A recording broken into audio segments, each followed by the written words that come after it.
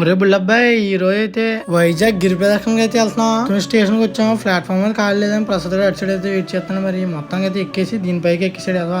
ఏరా అక్కడికి ఎక్కామంటే width book చేసుకున్నాను రా, నాకు ఇక్కడ సీట్ రిజర్వేషన్ అంటున్నాడు. ఎవరితోనో వాదించగలగానే ప్రసాద్ గారితో వాదించడం. జాయిగా అయితే సింహాచలం మెట్ల వరకు అయితే వచ్చేసాం. మెట్లు ఎక్కేసి పైకి అయితే వెళ్ళిపోయాం. ముందు దర్శనం అయితే చేసుకున్నాం. ఆ తర్వాత అయితే గుడి దగ్గర మొక్కుని సరే స్టార్ట్ అయిపోయి ఈసారి జనం మాత్రం మామూలుగా లేరు. చాలా మంది వచ్చారు. ముందు కన్నా ఎక్కువ మంది వచ్చారు.